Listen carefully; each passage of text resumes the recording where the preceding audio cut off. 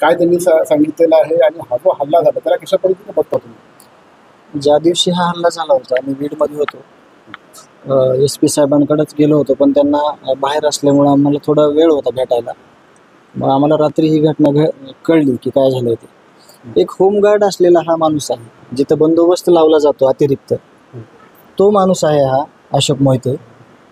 तर तो कुठंतरी यूट्यूबवरच्या बातम्या बघतोय, कुठंतरी श्रद्धांजलीची पोस्ट ठेवतोय, म्हणून जर त्याला अशा पद्धतीनं धारदार शस्त्रानं मारण्याची जर घटना घडत असेल तर अतिशय दुर्दैवी गोष्ट आहे.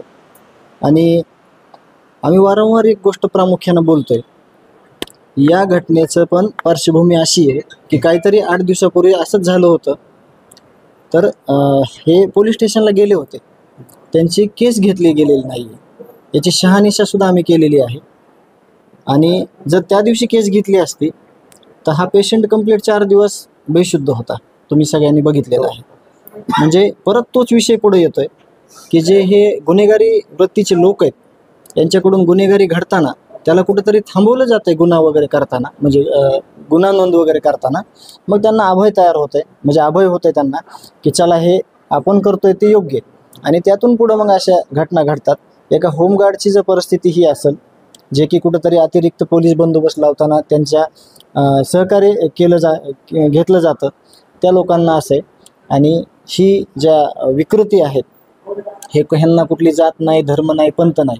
पण प्रामुख्याने एक गोष्ट मी बोलेल की यांना कोणी जे समर्थन देतं आहे, यांना कोणी हे चुकीच्या कामाला चांगलं म्हणतं आहे, खरे गुन्हेगार ते आहेत. त्यांनी ह्यांचं वयच किती आहे, एकाचं वय एक तर अल्पवयीन आहे आणि एकाचं वय 21-22च्या आत आहे.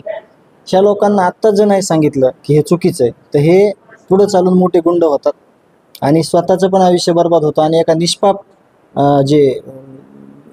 व्यक्तींचे बळी जातात पुढं. तर हे थांबलं पाहिजे. खंत व्यक्त करण्यापेक्षा हे कुठंतरी थांबलं पाहिजे असं आम्ही वारंवार बोलतोय. आणि आमची पण विनंती तीच आहे की जिथल्या तिथं जे काही गुन्हेगारी आहेत तिथल्या तिथं थांबवलं तर पुढं अशा गोष्टी होणार नाही. कृष्णा आंधळेचे हे मित्र असल्याचं बोललं होतं, त्याचं स्टेटसही ठेवलेलं होते आरोपी. एकदम आता किती त्याचा निषेध करावा आणि किती आपण बोलावं हेच खरं तर प्रश्न पडला आहे. कारण का एक आरोपी आहे, तो 2 वर्ष पहिल्या कागदपत्री फरार आहे. तो LCBच्या लोकांसोबत ऑफिसमध्ये बसतो, तो पोलीस प्रशासनासोबत ऑफिसमध्ये बसतो, चहापाणी करतो. त्याला कुठलीही गुन्हेगारी आहे तुझ्याकडं, तू चुकतोय न सांगता त्याच्यासोबत मित्रासारखी वागणूक दिली जाते. आणि तो परत एक खून करतो आणि परत 2 महिने, आत्ता 2-2.25 महिने होत आलं, परत तो फरार आहे. आणि त्याचं स्टेटस ठेवतात वाढदिवसाचं. म्हणजे यांच्यावर काय संस्कार झालेले आहेत हे बघणं गरजेचं आहे. अतिशय चुकीच्या पद्धतीने ह्या घटना घडत आहेत, त्यांना सगळ्यांनी मिळून संपवणं ही काळाची गरज आहे. म्हणजे तर्नळी गावाचंच प्रकरण नाही, बीड जिल्ह्यामधल्या अनेक गावात अशा छोटे छोटे गँग आहेत. असं ह्या तर्नळी गावातले जे लोकांशी आम्ही ज्यावेळेस बोललो त्यांचं असं म्हणणं आलं की आमच्या गावात तर आहेत, पण परिसरात सुद्धा अशा छोट्या मोठ्या गँग आहेत. मग पोलीस कमी पडते असं वाटतं? नक्कीच जी यंत्रणा आहे पहिली पोलीस यंत्रणा, आता नवीन SP साहेब आलेले आहेत, त्यांचं देखील म्हणणं आम्ही ऐकून घेतलं होतं. ते म्हणले मला घरातलीच घाण पहिलं काढ नाही. म्हणजे आपण ओळखून घ्यायचं शब्दाचा अर्थ काय आहे ते. कारण या पोलीस यंत्रणेला संरक्षणासाठी समाजाच्या नेमणुका आहेत, पण ते गुन्हेगाराचं संरक्षण करतायत आणि सर्वसामान्य माणसांचे गळे घोटायचं काम चालू आहे.